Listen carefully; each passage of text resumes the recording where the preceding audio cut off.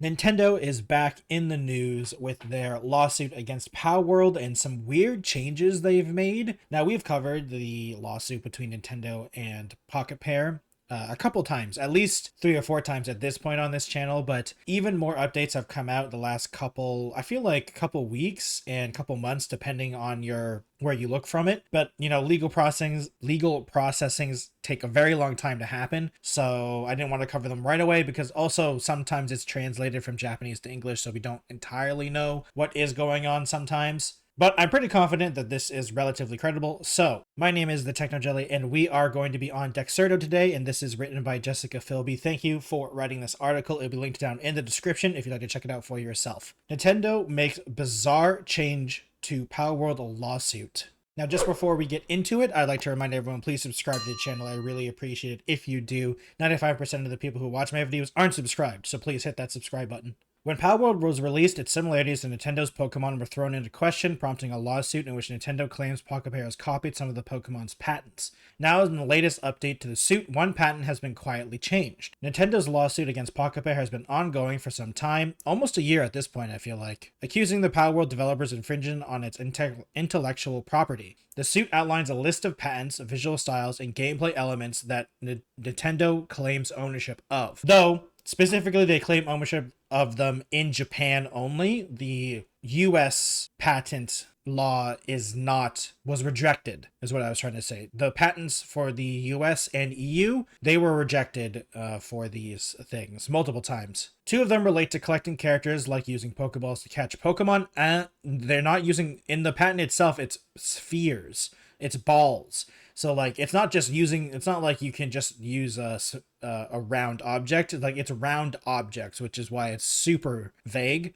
And other was in relation to smooth switching between riding objects, like switching from horseback to flying on the back of a bird. Now, in the recent update, Nintendo has changed the ladder patent, and even experts are finding it bizarre. Yeah, I mean, this is like them trying to patent basically mounting, and it's quite insane.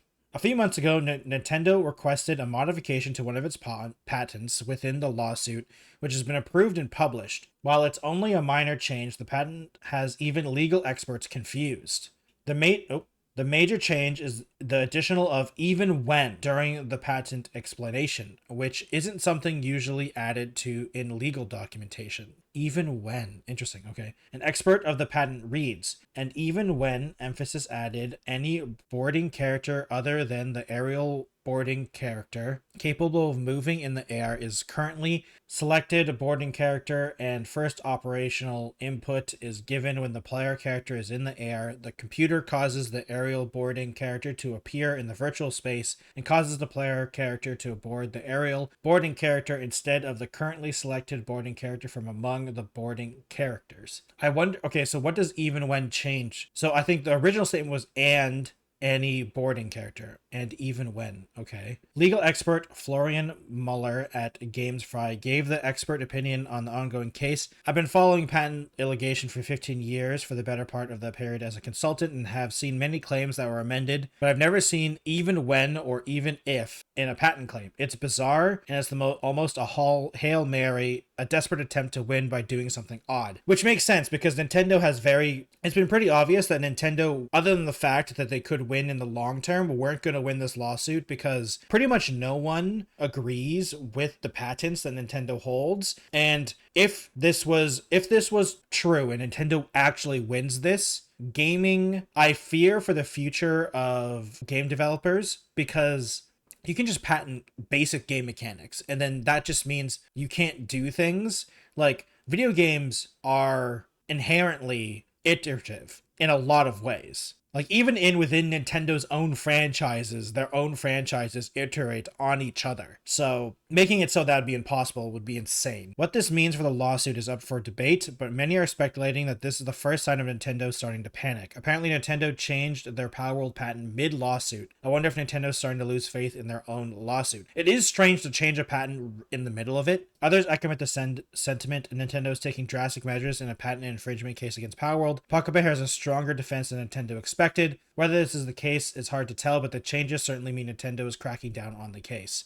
Yeah, I mean, I do think honestly Nintendo is surprised by how well Pocket Pair and palworld are defending themselves, because it really does feel like sometimes that Nintendo was expecting them just to immediately try to settle out of court and get a good thing out of this. But it really does seem that Pocket Pair has decided just to fight this, and it does seem that they're surprised by this. And to be fair to Nintendo, there's not a lot of people that are willing to fight Nintendo in court. You do kind of have to be kind of crazy to fight Nintendo in court, so it kind of makes sense. So it'll be interesting to see how this goes in terms of changing the patent mid lawsuit, and if if that means they have to redo some things. I'm curious to see if that's like a stalling tactic as well. I'm not entirely sure about the legal things, but would they have to change defense, or would you have to like go back into like a recess style thing for the court case because the patent itself has been changed? So that means that Pocket Pair has to do other things again through the legal process, because that's one of the best things and worst things about the legal process in basically any country that I know of, is that the legal process is slow and methodical. And for a lot of reasons, that is a good thing. But the problem is that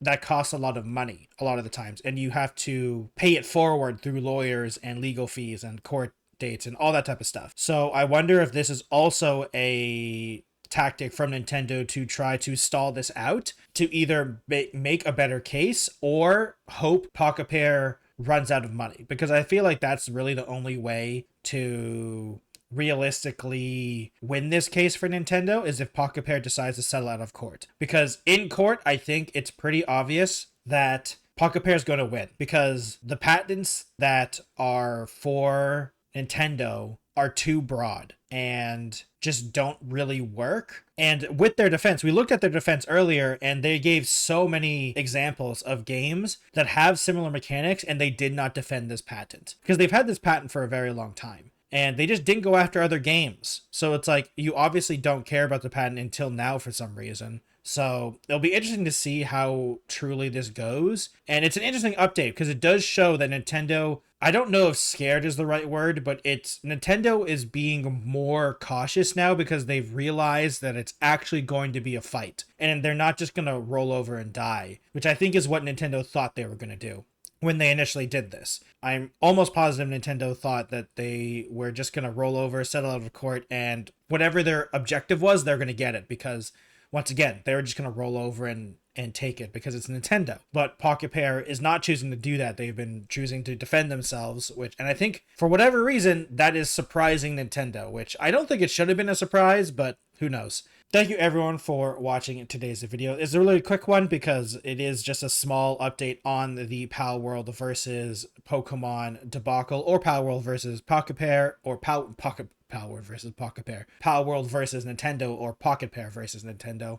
But overall, I am hoping that this eventually gets settled, but it's a court case, so I'm fearing we're going to be covering this for a year or more.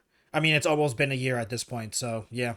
If you'd like to follow me on other platforms, I have a Twitch, Twitter, Instagram, TikTok, Blue Sky, and Threads. Please subscribe to the channel. 95% of the people who watch my videos aren't subscribed, so please subscribe. I'd really appreciate it. Thank you everyone for watching, and I'll see you in another video. Goodbye, everyone.